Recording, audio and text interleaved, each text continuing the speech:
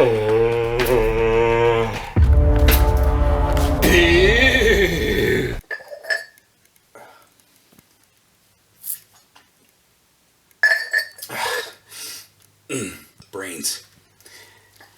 So, let's address the elephant in the room. The star of the movie is not boobies. Believe it or not. It is this guy. The Tar Man.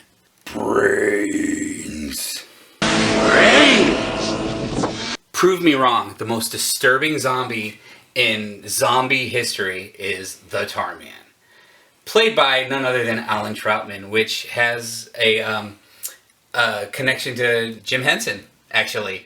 He's a puppeteer, and he basically wore the suit of the Tar Man. And if you watch the movie, and you see the little scenes with him coming after, Tina, wanting her brains, it is this guy wearing a suit where the bones are protruding out, and it looks like when he's moving, they're not even connected. He's doing this.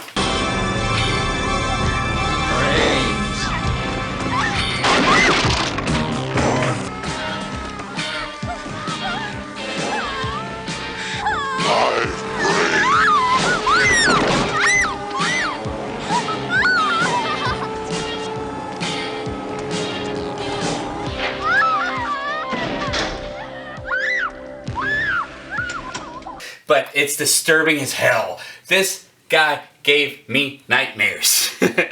Anyway, I believe the suit was constructed by Bill Munns, who was first hired to do the effects for the movie, which did not end well for him. The suit was amazing, though. Tony Gardner, he took over. He actually is a student of Rick Baker. And so he came right off of Rick Baker's stuff, and this was his first film that he actually worked heavily on after working for Rick Baker. And anyway, so he the word goes that he got this box with all of the Tar Man pieces in the box. Munns was already fired because his artwork was shoddy at best. I don't know what the hell he was smoking. He's a good special effects guy, but for this movie you wouldn't know that. He apparently, I think he needed the money or something, because it was, I could do that, I could do that, I could do that, and I could do that. And then if you ever watch an interview, he says, well, he didn't give me the time, he didn't give me the money, and he expected the world. And so he's just a bunch of excuses, as far as I know. Anyhow, Tony Gardner gets his box, and he goes, okay, I guess I'm putting this on Alan Troutman, which is like a 6-foot-tall guy, real skinny. Thank God, because it works so well. He had to figure out how to construct this suit for this guy, and then they put a syrup, it's a thickening agent, basically, and it was very slippery, apparently. And if you see, the scene where he bites Suicide's head, he just slides on by, because he was doing everything he could to not fall over, and he did an amazing job. Oh my God. And the first time you see his face, it's disgusting and stupid. I'm like, why would you use that when, after you watch the movie and you see Alan Troutman's, it's obviously an animatronic face, and somebody sculpted it, and it's really big and bulky, and it just looks stupid, and he goes, brains. It just looks stupid. And if you would have cut that out, it would have made the movie that much better. It takes me out of the movie for a second. I'm not going to lie. It's not a perfect movie, though it is the best movie.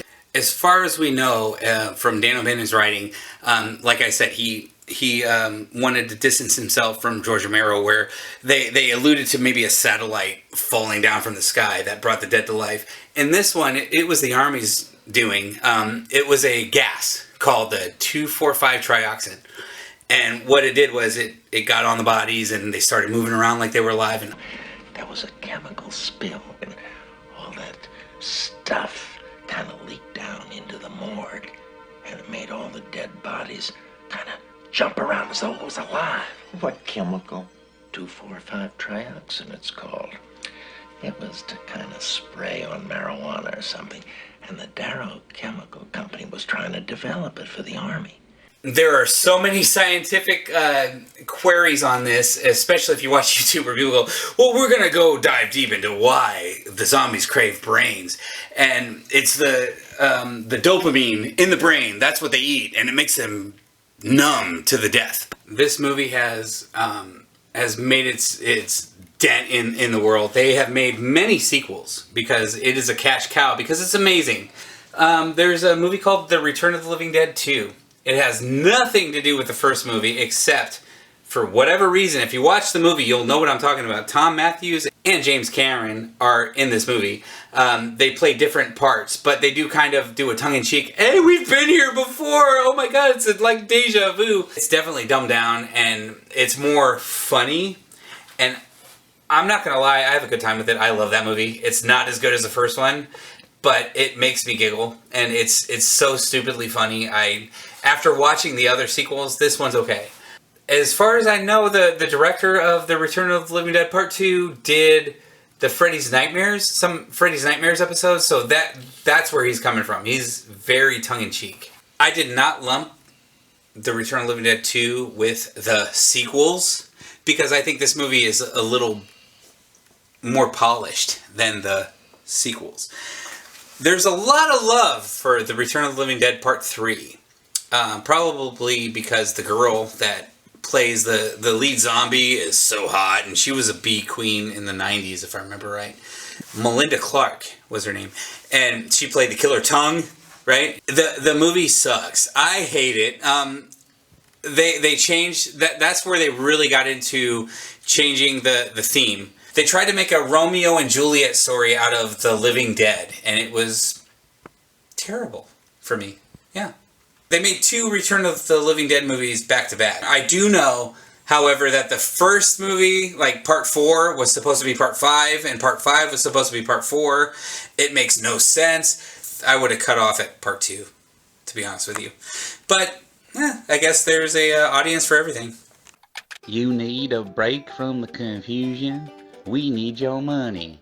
We are always going to be your go-to for hacksaws and bone saws and all kinds of saws and jigsaws. We got the cleanest skeletons this side of Kentucky.